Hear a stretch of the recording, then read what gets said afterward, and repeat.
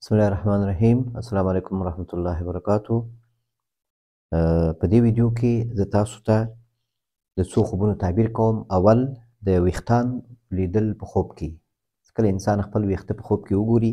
د سر ویښته، د ګیرې ویښته یا د بدن نور ویښته څه په بدن کې وي، یا داسې ځای کې چې هلته ویښته نه شنه کېږي، زنانه وګوري چې هلته ویښته شنه شوي دي، نو د دې څه تعبیر ده په خوب کې. یا ویښتان خوړل یا ویښتان د خوله نه ویستل یا قی کول، د دې تعبیرونه شی دي. یو چا خوب لیکلی ده، نو هغه خوب وایي خوله کې مې ویښتان او زه راوباسمه یې. یو چا خوب لیکلی چې خوله کې مې ویښتان زه راوباسمه یې، نو چې کله ویښتان په خوله کې وي او انسان هغه وباسي، نو دا په دې باندې هم تعبیر کیږي چې تا باندې څه اثر و، یا جادو، سحر یا حسد او بدبینی تا باندې څه اثر کړی و، او هغه تا نه دفع شوی ده. انشاءالله که تا سره تشویش وي چې ما باندې چې شوی ده، چا را باندې چې کړی، او سحري وي یا جادو وي، داسې بدګمانې په چا باندې، یا همداسې په چا باندې نه، خو همداسې فکر کوي ستا باندې سحر یا جادو شوی، یا حسد ده یا تکلیف ده تا ته، نو چې کله تا ولیدل چې ویښتان د خولې نه تا وویسته، نو دا هغه وخت بیا په دې سحر باندې تعبیر کېږي چې کله دا ویښتان داسې یو بل کې تاو شوی وي، یو دانه نه وي، چې کله ته د خولې نه وباسي هغه یو بل کې تاو شوي، نو اکثر دا په سحر کې استعمالېږي، نو بیا هلته ښه تعبیر نه لري. او ویستل په دې تعبیر کېږي چې یعنې ستا نه دا شی ووت، او چې کله ته فکر کوې نه وځي او غاښونو کې بند دي، خوله کې دې بند دي او وباسي، بیا دې زړه طاقت نه کېږي، ته وایې چې نور هم شته، نو معنا دا په تا باندې څه اثرات شته. نو دا موضوع او د منځونو پابندي منځونو باندې او سهار ماښام اذکار هغه ووایه، نو دې نه الله تعالی تا ته شفا نصیب کوي. او کله چې ته د سر ویښتان بیا په خوب کې ګورې، د سر ویښتان، دا د سر ویښتان څه ده، دا په مال باندې هم تعبیر کېږي، د انسان په فکر او د انسان په دې ژوند کوم د کارونه دي، مسؤلیتونه دي، په دې باندې هم تعبیر کېږي. چې کله دا ویښتان ستا د سر ګورې چې ویښتان یې ښه ښایسته وي، ږمنځه یې په آینه کې ګورې ښه ښکاري، صحیح وي، پوره وي او تویېږي نه، او هغه ویښتان دې ښي، نو معنا دا ستا ژوند ښه ده او مشکلات دې نشته، انشاءالله قرض در باندې نشته، مشکلات دې نشته، نو په دې باندې شکر وباسه. او چې کله ته د ګیرې ویښتان بیا ګورې، د ګیرې ویښتان، نو دا بیا دینداري باندې تعبیر کېږي، د ګیرې ویښتان په دینداري باندې. او چې کله ګورې چې ګیره دې نشته، ګیره ته لرې او ګیره دې خوب کې ګورې چې نشته یا یې تراشې، نو دا بیا په شرمېدلو باندې تعبیر کېږي، چې ځکه مخ د مخ په ابرو باندې په عزت باندې، نو دا دې کمیږي، یعنې یو څه شرمېږي په یو مسله کې، او ته کم راځې یو مجلس کې یو څه شرم او داسې څه خبره تا ته پیدا کېږي چې په هغه باندې ته شرمېږي. او د نور بدن ویښتان چې دي، دا د نور بدن ویښتان چې کوم په بدن کې ویښتان وي او هغه ته په خوب کې وګورې چې هغه شته، نو همدغه په د انسان د مال او د انسان د معیشت او د ژوند باندې تعبیر کېږي. او چې کله زنانه خوب وګوري چې په داسې ځای کې ویښته راوتلي دي چې هلته ویښته نشته، لکه په مخ د زنانه په مخ باندې ویښته راختلي وي، یا بریتونه یې راختلي وي، یا په لاسونو باندې ویښته راختلي وي، نو دا په دې باندې تعبیر کېږي چې کیدای شي څه تکلیف وي، سپین ویښتان کې وي که تور وي، نو معنا دا چې په همدغه کیدای شي دا ځای دی، دا لاس دی یا د مخ دی څه خطر سره مواجه وي، ته ډېر کریمونه استعمالوي په مخ، او یا هم لاسونو سره داسې کارونه کوي لکه زنانه چې کور کې دا ظروف وینځي، کالي وینځي، نو دا صابونو او دا پوډرو دا شیان استعمالي، کیدای شي دې کې څه ضرري مواد دي چې هغه تا ته نقص کوي، نو ته په خوب کې ګورې چې ستا په لاسونو باندې ویښتان ختلي دي یا په مخ باندې ویښتان ختلي دي، نو بیا که داسې ډېر په مخ باندې ورشئ وهې او یا په لاسونو باندې داسې هر شي کې ګوتې وهې، لاس وهې، نو هغه نه لږ غوندې ځان وساته چې تا ته تکلیف پیدا نه شي. او چې کله زنانه وګوري چې په لاسونو باندې ښه ویښتان وي، د ورسره په تکلیف ده په لاسونو باندې، نو دا په ډېر بوج باندې تعبیر کېږي چې دې زنانه باندې د کور کې ډېر زیات بوج ده، ډېر تکلیف ده، کارونه ټولې ده په غاړه ده، نو دې باندې هم تعبیر کېږي. او د سر ویښتان چې کله وګورې چې په اندازه باندې کموي ته، دا هم بیا ښه تعبیر لري، ښه تعبیر لري، په دې باندې تعبیر کېږي چې دغه فکرونه دي، غم و تشویش دی، هغه رفع کېږي، مشکلات حل کېږي. او چې کله د سر ویښتان ته وګورې د سر ویښتان دې سپین شوي، نو دا په تجربه باندې هم تعبیر کېږي، اوږد عمر باندې هم تعبیر کېږي، الله تعالی تا ته اوږد عمر نصیب کوي. او چې کله ته ویښتان په سر ګورې چې توی شوي، ډېر زیات ویښته د سر دې توی شوي او هغه ته ورته وارخطا یې او ډارېږې، نو دا هم په دې باندې تعبیر کېږي چې یو کیدای شي یو څه مصیبت یو شی درنه کم شي، د یو قرضدار شي یا شی د مال د لار شي، نو په دې باندې هم تعبیرېدلی شي. نو دا و د ویښتانو د خوب تعبیر. اوس راځو دا نور خوبونه. وایي په خپل کور کې یم،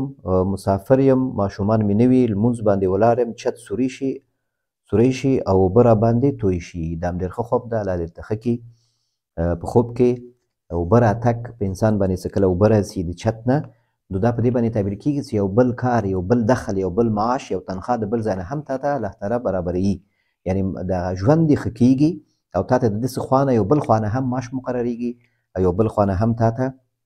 تنخوا مقرریږي او په هغه باندې ستا مشکلات حل کېږي. او څه ته بیا مونځ په حالت کې دا ګورې، معنا دا څه که مشکلات لرې د کاروبار، نو انشاءالله تا ته الله تعالی باید نوي کاروبار شروع پیدا کوي. او که چېرته ته دغه تنخوا ستا یو ځای ده او هغه ستا ضرورتونه نه پوره کوي، نو الله تعالی انشاءالله ته یو بل سبب هم کوي، یو بل ځای کې یو تنخوا یو شی درته مقرروي. نو په دې باندې تعبیر کېږي. والله تعالی اعلم. او بل خوب ده، وایي خاوند مې 2 هاتیان یا فیلان راوستل، یو نر او بل زنانه هاتي، بیا بچي پیدا شي هاتي، بیا زه ورته حلوه پخوم. نو هاتي په خوب کې، فیل په خوب کې لیدل، څه کله ته همداسې د لرې نه ګورې، دا ستا په قوت او ستا په شجاعت او ستا په هغه عظمت باندې تعبیر کېږي چې همداسې یو انسان ته. او څه کله دا بیا د هاتي ته خوب کې وګورې چې تا په عذاب یې تا وهي، نو دا په دې باندې تعبیر کېږي چې یو تکلیف، یو مشکل، یو مرض او یو ویره تا باندې راځي. او څه کله ته ګورې چې دا هاتي بچی ده تا سره، دا په اولاد باندې هم تعبیرېدلی شي چې الله تعالی تا ته اولاد نصیب کوي. او کله چې ته ګورې چې دا هاتي یا فیلان ته اخلې، ځان ته یې کور ته راوړې، نو دا په دې باندې تعبیر کېږي چې داسې یو کاروبار کې ته لګیا یې چې هغه کې نفع نشته، خیر نشته. لکه فیل چې څومره غټ سي، نو هغه غوښه خوړل کېږي نه، هغه څوک نه اخلي، هغه څوک نه ساتي، د نورو مقاصدو لپاره اخیستل کېږي. نو که ته کور ته یې راوړې، بیا دا ښه تعبیر نه لري. والله تعالی اعلم. په خوب کې ځمکه اخلو، په شریکه خپل ترونو سره 10 جریبه بیا 2 جریبه موږ واخلو. په خوب کې ځمکه اخیستل دا ښه تعبیر لري، ځکه ځمکه کې هغه که څوک په دې کور کې ودونه نه لري، ستاسو په ترونو زامنو کې تاسو کې، نو هغو ته الله تعالی واده برابروي، ځکه ځمکه فصل دا په واده باندې هم تعبیرېدلی شي. او څه کله ته دا ځمکه اخلې د آبادي لپاره، دا هم د اولاد په زیاتېدو او د نسل په زیاتېدو باندې تعبیر کېږي. او ځمکه اخیستل په خوب کې دا تعبیر ښه ده، ځکه دې سره ځمکه واخیستل شي، نو هغه ځمکه بیا کرل کېږي، فصل راځي او عایدات زیاتېږي. نو په دې باندې تعبیر کېږي چې دا ځمکه اخیستل دا خوب کې ښه تعبیر لري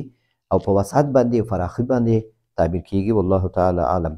خوب کې جهاد کول او لیدل څه تعبیر لري؟ خوب کې ګورې چې ته جهاد کوي یا بل څوک جهاد کوي، نو دا په کوشش باندې تعبیر کېږي، په کوشش او زحمت او په عبادت باندې هم تعبیر کېږي، الله ته په نزدېکت باندې هم تعبیرېږي، د مقام د انسان پورته کېدو باندې هم تعبیر کېږي. والله تعالی اعلم. شپږم خوب ده، وایي عمرې ته لاړ شم، یو زنانه ده، وایي عمره وکړم او بېرته راوګرځم، بیا مې په یاد شي چې چا نه مې اورېدلي وي چې نبي علیه السلام کله چې عمره کاوه، نو په آخر کې 2 رکعته لمونځ به یې کاوه، نو بېرته ورتاو شوم او 2 رکعته لمونځ به وکړم. نو عمره څه په خوب کې وکتلی شي، حوج عمره دا د ارمانونو په پوره کېدو باندې تعبیر کېږي، په دینداري باندې تعبیر کېږي، دعاګانو په قبلېدو باندې هم تعبیر کېږي، د مور پلار په خدمت باندې هم تعبیر کېږي. او ته څه ګورې چې بیا عمره کوې، بېرته راځې، بیا د نبي سلام هغه دې په یادېږي چې هغه 2 رکعته نفل کاوه، 2 رکعته لمونځ یې کاوه، نو ته بېرته ګرځې هماغه کوې، نو دا سنتو اتباع باندې هم تعبیر کېږي، د سنتو تابعداري ته کوې. الله دې نور هم توفیق درکړي. والله تعالی اعلم. زه او خاوند مې وایي کوټو شاته لاړ شو، بیا په هوا شو او بیا بېرته راوګرځو او چکر ووهو، په هوا کې وایي وګرځو او بېرته راکوز شو او کور ته راشو. نو دا خوب کې په هوا کېدل څه کله په اندازه وي، ډېر جګ نه وي او د شي سره لګېږي نه او کنټرول دې په ځان وي او بېرته د کوزېدو امکان دې وي، نو دا ښه تعبیر لري. په درجې پورته کېدلو باندې تعبیر کېږي، په درجاتو پورته کېدلو، په عبادت سره، په تلاوت سره، په ذکر او خلکو سره په ښه کولو سره. داسې ته ګورې ته او خاوند دې د کوټو شاته ځې، هلته بیا تاسو جګېږئ. معنا داسې که تاسو دغه د ژمي شپې دي، نو که سهار مانځه نه مخکې یو ساعت غوندې یو جګېږئ او عبادت او تلاوت او ذکر مونځ کوئ، نو انشاءالله دې کې زیات ستاسو درجه هم الله تعالی پورته کوي.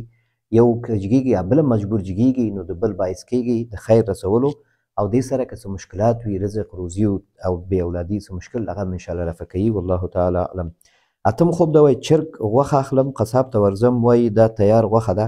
یو چرګ حلال کړې وي یو غټه او هغه ماته وایي واخله نو خامه غوښه څه ده په خوب کې ښه تعبیر نه لري داسې رزق باندې تعبیر کېږي داسې کاروبار چې ته هغه شروع کوي هغه کې دومره ګټه نشته لږ تکلیف ده پکې ځکه پخه غذا یا خوراک چې کله ته پاخه غوښه وګورې هغه بیا ښه تعبیر لري آسان کاروبار باندې تعبیر کېږي او چې کله ته ګورې چې هغه خام وي نو دا لکه کې تکلیف بیا زیات وي چې هغه پخوي او نرمیږي او بیا یې خورې نو لږ صبر غواړي داسې کاروبار چې هغه لږ صبر غواړي زر هغه کاروبار کې منافع دومره نه ښکاري نهم خوب دا وایي پاخه الوچې مې په خوب کې وشکولې او تره زوی سره هم الوچې وي نو کله چې په خوب کې میوه وکتل شي چې پاخه وي او هغه ته خورې خوند یې هم صحیح وي پاخه وي دا بیا ښه تعبیر لري په خیر باندې په مال باندې په رزق باندې تعبیر کېږي والله تعالی اعلم او لسم خوب دا وایي غټ سیند وي زه د اوبو په سر روان یم لکه توپ خو توپ نه وي بیا سیند غاړې چې دا هغه له زما څخه وایي لرې شي ډار احساس کړم چې دې ته خو به زه نشم رسېدی څنګه به رسېږم له دې نه وتل به څنګه شي نو دا هم ډېر ښه خوب دا لا درته ښه کړي معنا دا چې ته د اوبو په سر باندې لکه توپ باندې چې ناست یې داسې روان یې معنا دا ستاسو ژوند دا ښه روان دی الحمدلله خو ته د آینده ډېر سوچونه کوي فکر کوي چې دا به څنګه کېږي دا به څنګه کېږي داسې ته روان یې نو په همدې باندې شکر وباسه ستا ژوند روان ده شکر وباسه